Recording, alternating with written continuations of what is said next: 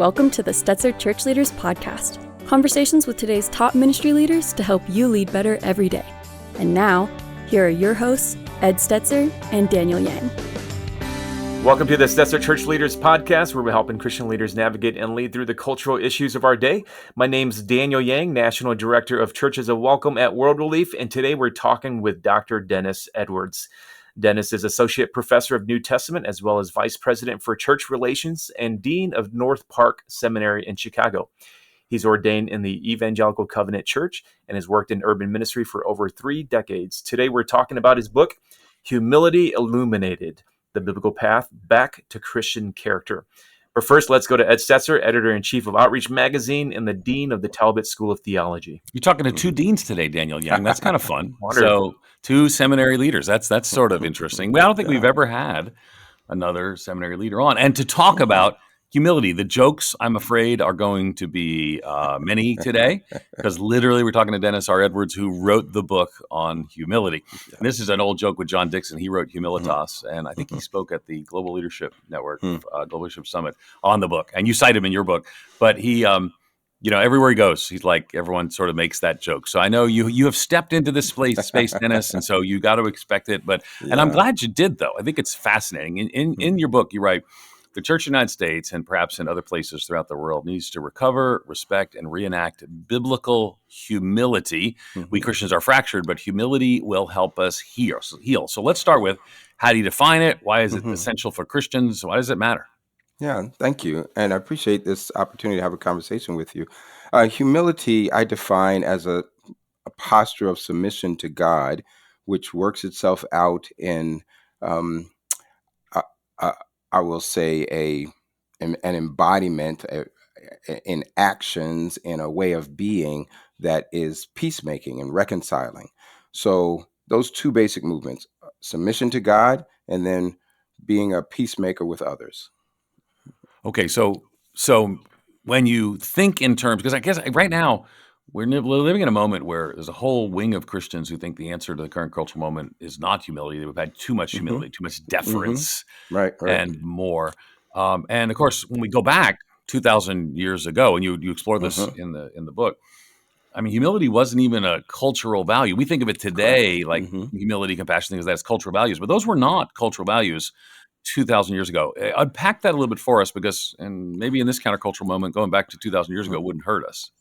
Right. In the world, in the world in which the New Testament emerged, humility was not considered a virtue, as you noted. In fact, even the language of humility that the Apostle Paul uses, that Peter uses, that we see in Matthew's Gospel describing Jesus, that language was used to describe character traits that were not valued at all, that were the kinds of things that would not get you honor in a society based on honor and shame, right? So the idea of willingly submitting yourself to someone else, or putting yourself in a position that, yes, could be deferential, or at least, I'll say at the very least, respectful of somebody who's not of your station, those kinds of actions were not going to advance you in society. And I would say the same is true today. We tend not to pay attention to the people who are around us doing the things that we don't respect. People are cleaning the floors or serving our tables or doing those things. We don't even notice them in our society very much. And humility would be a posture that recognizes others and seeks to build, some sort of concord. I'm wondering what your perception of humility, how it's changed over years, because oftentimes people think humility as, being a pushover or being soft, or maybe even being unhelpfully weak. So help us think through some of the misconceptions and maybe your own journey of, understanding humility over time. Yeah, thank you. I do try to talk about that in the book, because I had a mixed bag of views. I mean, I didn't know what humility really was, and and I did think it meant, in one cultural place. I worked in the Midwest for a while, and in Minnesota, and maybe I shouldn't name the place, but there's sort of a reputation of people being kind and such. But the reality is, Nobody wanted to put themselves in a position of looking like they were stepping forward or taking too much, right? So you would have one last piece of dessert we'd have in the break room at church, and they would not take the last one, but they'd cut it in half and take, half of one. And there's this sense that humility means just not doing anything that would highlight myself in any way. So you had to be deferential, passive, even weak, all those things that you just touched on. But I don't think that's the case when we look at Jesus, or we look at the way humility is described in various places throughout the Bible, as I try to trace in the book. So one quick example would be Jesus, right? Who describes himself as humble in heart and even gentle in Matthew 11, right? Come to me, all you who are weary and heavy laden. But in that same book, you see him later denouncing hypocrisy. Woe to you, teachers of the law, scribes, Pharisees, hypocrites. You do this, you say this, but you do this other thing. So this powerful persona to denounce injustice and hypocrisy is also the same person who invites all of those who are weighed down. So to me, that's what humility really is. It's not just not taking the last cookie or something. It's really paying attention to those who are hurting in our society and speaking out against the things that are wrong. Yeah, and I liked that. First of all, having lived in the Midwest, we would have been. We didn't overlap when I was there at Wheaton, but it's a whole different thing. Like the deference to others. And I grew up in New York. I think you lived in Brooklyn. Some, if I remember your I grew up in New York. And humility is a cultural value even for New Yorkers, and it looks different. It's not. We don't necessarily cut the last piece of cake and share it, Right. but you still have to have that humility. So one of the things I like about that is that, and a lot of times when someone becomes a dean like you, is people forget you had a field. You have a scholarly field. Your New Testament's your scholarly field. Right. And so this is a deeply biblical, New Testament particularly rooted book. And so let's talk a little bit about that. So Sure. What does Scripture and the example of Jesus described in Scripture, what are some things they teach us about humility? Yes, thank you. That scriptural work, I tried to go from the Old Testament, move my way into the New Testament, but that focus on Jesus that you just mentioned, I would be to see those two things in my definition. You would see this posture of submission to God the Father. You would see that as being the very reason why Jesus did all that he did. He would say that. That's his mission, right? So that posture of submission to the Father, but then it plays itself out in acts of mercy, acts of justice, acts of reconciliation, that kind of thing. But that's also involves truth telling. So we see it in Matthew's gospel. I highlighted Matthew's gospel because partly because of the vocabulary of humility is pretty strong there. So as I mentioned already, that 11:29 passage.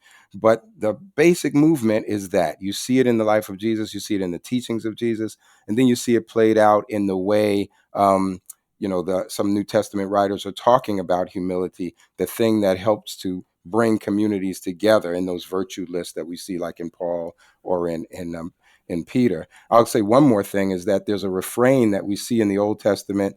God opposes the proud, but shows favor to the humble. That refrain works itself through the Old Testament. It works itself into the Apocrypha, like a book like Sirach. It works itself into the New Testament, getting quoted or alluded to a few times, and then even works itself into the Apostolic Fathers, who then are showing how humility ought to be a virtue that actually marked and identified Christians in their world. Dr. Edwards, there's that portion of scripture where Jesus is talking to his disciples, apostles, about, don't do what the Gentiles do. They lord it over it's a good others. example. And he, in some ways, he's speaking to church leaders or those who lead the people of God. And what are you observing with the struggles that church leaders have in the area of humility? And then, so that's the first question. And then also talk about, is it possible to have like strong leadership that's still humble? Yes, to that second question, and I can unpack it later. But for your first question, I mean, it is difficult because there are pressures. Look, it's a societal pressure. We know that to make a mark, or at least we believe and feel that to make a mark in the world, and you can define making a mark however you like, we have to be louder than somebody else. We have to prove ourselves to be better than someone else. So we buy into the same competitive mindset that's operative in the rest of the world. people will tease me about that notion. I jokingly say, and actually not jokingly, I say people don't like the participation trophy because they think it minimizes the stars, and that we're just coddling everybody. I was one of those kids bused to school in New York. I grew up in the 60s in New York. I got bused to another neighborhood. It took me an hour to get to school when my peers could walk and could, maybe ride their bikes. Just showing up was a feat. So for me, participation trophies say, I want to respect the fact that you showed up, even though it could be really challenging for you. So I'm saying pastors are dealing with this notion that just showing up is not good enough. I've got to somehow prove that I'm better than someone else. And then in the social media world, I got to be an influencer now. I've got to somehow show. So I think we have these pressures to say, it's not just about the faithfulness that I show to the people that I'm serving. It's I've got to somehow make this mark. And we become as competitive as the ancient Romans, in my view. So that's the first part of your question, I think. No, go to the second part. You're going to go to the second part because I think the strong leadership question is because at North Park, or at Wheaton where I was or Talbot where I am, we're deans and this is a tumultuous time. We had to make hard decisions. I can assure you that somebody that you had to, say this isn't working and we're going to need to, let you go or else maybe they don't necessarily see you as humble in that situation. They see you, sometimes it's overbearing. So because you made hard decisions that impacted them negatively. So how do you humbly lead and make hard decisions as a strong leader? Well, I would like to think that the hard decisions aren't the only decisions that are made. There's a bunch of decisions that lead up. And there's a certain posture that one can develop in leadership that, frankly, I think one of the best things we can do as pastors and leaders is to truly lean into that word shepherd. Is that if we care for the flock, this is what Peter would say in 1 Peter 5 as he's talking to the elders. He says, guard the flock. So part of my persona is to be that kind of person that recognizes other people. I've been in plenty of organizations, churches, and other places where people disrespected me, didn't know who I was, didn't care who I was, didn't think I was very bright. So when they make a decision that affects me, it hurts a lot because I think you don't even know what I'm dealing with. But if I can demonstrate that I care about the people that I work with, then the hard decisions, it's not necessarily going to make me popular, but they'll be able to put it together in a context and say, well, I believe Dennis cares about me. This had to have been a hard decision to make. And they'll tend to give me benefit of doubt. But you know what? At the end of the day, that really doesn't matter. Because in my definition of humility, it's a posture of submission to God. It's going to work itself out in peacemaking. It doesn't mean that everybody's going to understand, but it does mean my hope and my belief is it means they won't be able to accuse me of being overbearing because my way of life is not to be that. Well, I want to come back to what you're seeing in Jesus and how he modeled humility, how that can be helpful to pastors and church leaders today.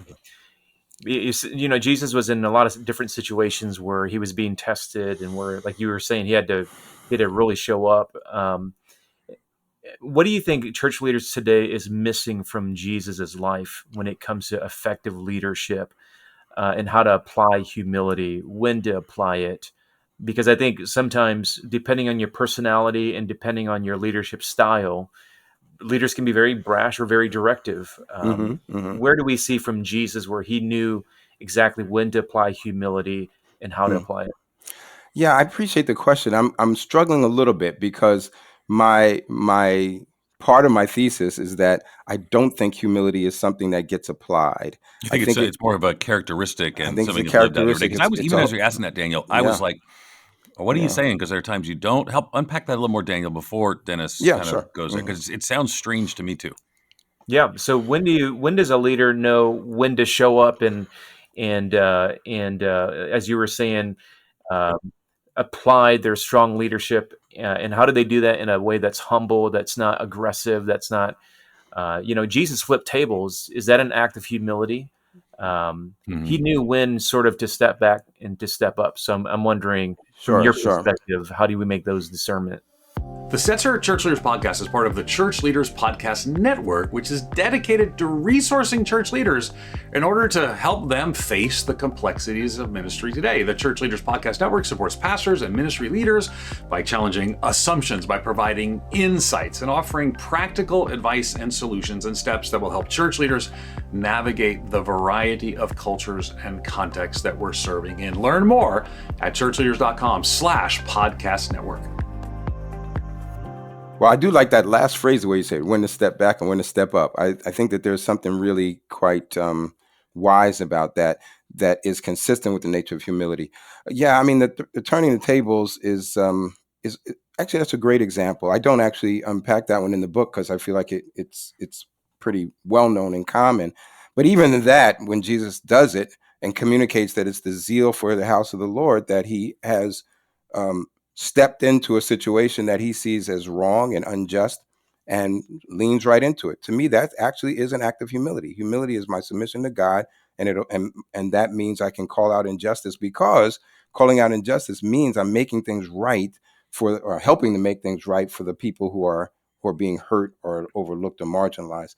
So for me, I lean into that because maybe I should say more clearly, I have a fundamental sense that what humility does when I talk about being reconciling is that there's a slant toward those who are marginalized and facing injustice. So for me, humility is about making sure that those folks have a voice. So, and I see Jesus doing that. I see him speaking up on behalf of healing those who are hurt and pushed to the sides in their world. So for me, humility does that, even if it means that my confrontation of injustice is going to ruffle the feathers of people who have power. So it might come off as brash and strong. I think it comes off as godly. Right, because you're making a decision that might be, a hard decision for an individual to receive, but maybe for the good of the organization, for the good of Sure, others, for the that's good of right. the flourishing of the organization, and for the good of those who might be marginalized, otherwise not heard. So That's right. that makes sense. And Daniel, thanks for clarifying that, because I think Hmm. it got to a good question. Because again, I think sometimes, and again, people can get the book as the Humility Illuminated, the biblical path back to Christian character. Because again, I think this is something, and we see it when people really dig deep and try to understand New Testament teaching or biblical teaching about humility. It's not the necessity of constant not making hard decisions. It's not the necessity of not being a good and effective leader. It's a question how you do those things. So talk to us a little bit about how you have sort of seen in the nitty-gritty of leading, maybe even now in your new role at North Park. What are some ways that you're exercising humility in Yeah. leadership that might be helpful to pastors and church leaders who are listening? Yes. Well, I hope it can be helpful. My story has been a bumpy one, so I won't get into all of that. But because I've served in churches where I wasn't part of an ethnic majority, so I've been in churches where African Americans were a small number, and even as a leader in those spaces, that's a whole nother conversation. Because humility, while some people might assume it means passivity and deference, it still means speaking the truth in love, right? So you're still going to ruffle some feathers, and I did. I would say here, but in both cases, in the church and here, it's back to what I was saying a little bit earlier, is that I try to spend my time um, helping people to be seen and be heard and know that they're valued. That's part of leadership in my view. So humility entails listening. I want to know people's stories. I want to know what's important to them. So we did have a tough decision to make it's been about a year and a half ago. And I won't get into the details of it because people will know too much about it. But it involved, whether we would invite a certain person to be on the part of our team here. We had a vacancy, and my colleagues were divided on this. We struggled a bit to know if that if the people that we were thinking about, I shouldn't even say the person, that's not even the case. It was more than that was the dilemma, right? Of which direction we should go.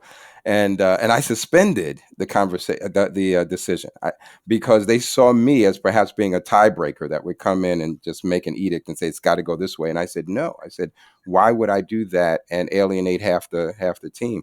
I said, we've got to find a third way. So I found out there were several people who later, were sighing with relief that I didn't just come in with an act of authority and say, look, it has to be this way. Now that's a small example of something that, that maybe everyone would have said, hey, let's do that. Let's do the Solomon split the baby thing. I mean, but in some ways, I think their trust was developed because I wasn't trying to push a Dennis agenda as much as I was trying to figure out what's helpful for the whole community. And I think that that's part of what leadership entails. Yeah, I like that. I mean, it goes back to your point about how humility is linked to peacemaking, Hmm. Hmm. and even in that example, reconciling divided Hmm. opinions. You write a lot about suffering. Can you talk about like the role suffering plays in being humble? Yeah, that was a hard chapter because different people will define suffering different ways, and we tend to. I say we now, and I'm defining we as sort of broad American Christianity, maybe. But there's a sense that we think we know how to help somebody when they're suffering, and sometimes we don't.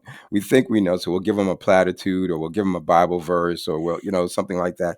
So I think the first order of business in humility is for the person who's observing the sufferer, right? Is to not assume that we know what that person needs, but to enter in as best we can to help them, uh, simply by being with them and walking alongside and figuring out how we can be helpful rather than assuming it. But there's humility also on the part of the person who is suffering. That's a hard one because it does entail still a submission to God that says, I can't give up God. It's Job like, right? It's like, I'm not going to give up on God when I'm suffering because God really is my only hope, even though I'm in the midst of this thing and I can't figure out why. So part of that humility, but then there's another piece of that humility that when people are trying to help, is that we actually take it, and we're willing to receive the help that people are giving us rather than isolating ourselves, which can also happen when we're suffering and feeling whatever we're feeling. We can pull away rather than lean into some of the relationships that God brings our way. So those are some basics that I see in the scripture and also just in my pastoral years of ministry. Yeah, that's the part probably that I don't like about your book, is that because I've seen it play out in a lot of situations where one of the ways God brings humility into people's lives is through suffering. And some of the Mm-hmm. people that I maybe knew in their 20s and the 30s, and then they just hit a wall, or a wall hit them. Yeah. But it was Yeah. transformative, and they would embrace that suffering as something that Yes. had to turn towards humility in their lives. But can I just say, Dennis Edwards, I don't like that. Yes, And yeah, well, I hear that really well, and so yeah, I can right now as an older person looking back and saying a lot of what you just said, Ed, is yeah, that there's this wisdom, right, that comes from having endured that, but nobody wants to welcome suffering. So I tried to be really gentle in that chapter because I wanted to respect the fact that we all will go through something we'll label suffering, but at the same time. It doesn't have to be the end, right? I yeah. mean, it can help us to move on to a new beginning. Yeah, and I don't know too many people in ministry who wouldn't at least give lip service to the idea that I would like to be more humble. Sure. I don't know why we have that aspirational value, but often that we don't necessarily pursue humility. So if someone is listening and they're like, "Man, I think that's a good thing. The Bible teaches that's a good thing. I see that in the character of Jesus." And Hmm. again, they can pick up your book, and Humility Illuminated: The Biblical Path Back to Christian Character, to learn more. But so here's what I would swing around to. So if I believe this is important, what are some things that our listeners or average pastors, church leaders can do to start cultivating humility in their own lives? Yes. Well, one thing is I may come off being less. People might not like everything I'm going to say because part of it is I think we need to reject on some level what we think is what our jobs are supposed to look like because we've taken our cues from certain high profile people. So for part of that is to ask myself, who do I think I'm trying to be like, or what do I think I'm trying to be like, or do I really think do I really think it's about developing a platform? Is that so? I think we have to ask some existential questions like, why are we doing this? Part of that cultivation is also, since I define it as submission to God, is cultivating, of course, a relationship with God that starts to grow over time, that's nurtured over time. And all of us in Christian leadership struggle, I think, like anybody else, to say, I want to make sure I have that time for prayer and for scripture reflection, for the meaningful, disciplines of the faith that can help me to thrive in my relationship with God.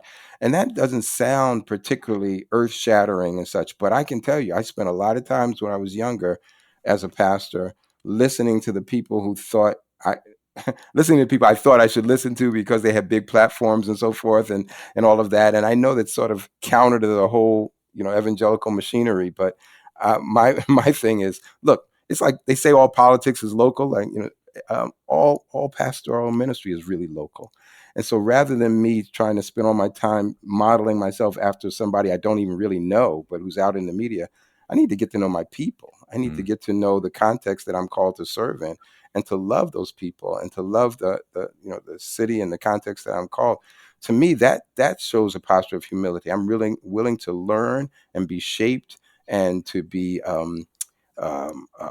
malleable enough to work in wherever place God sends me, and not think, oh, my ultimate goal is I got to be the person who demands a big platform because, after all, I've got this great education or I got all these things. I don't think that's the way we ought to move. Yet, I still will say the refrain that I mentioned earlier: God is anti the proud, and that's actually the Greek way of putting it. It's anti the proud, but shows favor to the humble. That ultimately there is a reward that God gives. It might not look like an earthly reward that we might crave, but there's an ultimate favor that God gives when we are willing to say, it's not the platform that I'm building, it's the faithfulness that I'm exhibiting. We're nearing the end of our conversation with you. It's been so helpful. You do share one painful story in the book about being a failed church planter. I've been there. I know that story myself personally. And so, as you're talking to pastors and church leaders and they're dealing with failure, set out to do something. I think you talk about how you were planting that church in Brooklyn and it just didn't turn out the way that you were expecting. It taught you a lot about humility. Talk to the pastors and leaders listening. What is humility and failure? How do those two work together? And how can you redeem failure through humility? Yeah. Well, I would like to think that church planting experience is not a failure. I think that's one.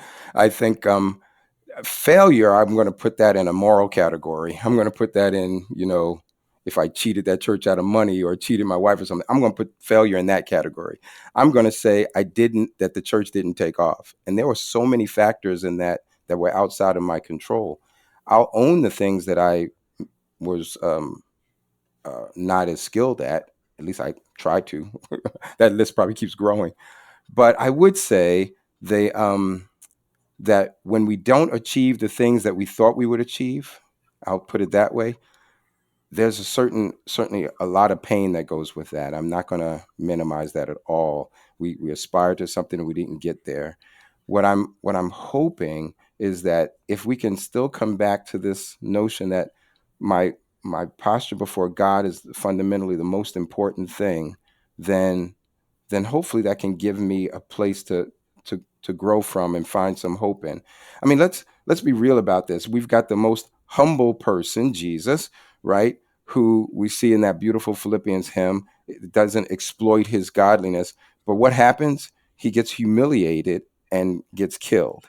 So would we call that failure? Of course not. The rest of the hymn says, God therefore super exalts him, hyper exalts him and gives him a name above every name, right?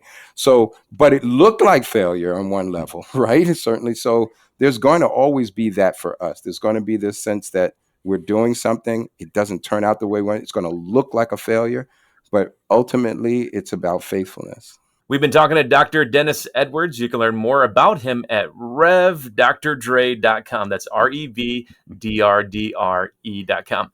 Be sure to check out his book, Humility Illuminated, The Biblical Path Back to Christian Character.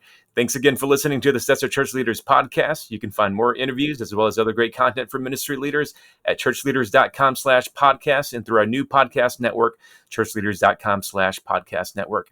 And again, if you found our conversation today helpful, love for you to take a few moments, leave us a review. That'll help other ministry leaders find us and benefit from our content. Thanks for listening. See you on the next episode. You've been listening to the Stetzer Church Leaders Podcast. For more great interviews, as well as articles, videos, and free resources, visit our website at ChurchLeaders.com. Thanks for listening.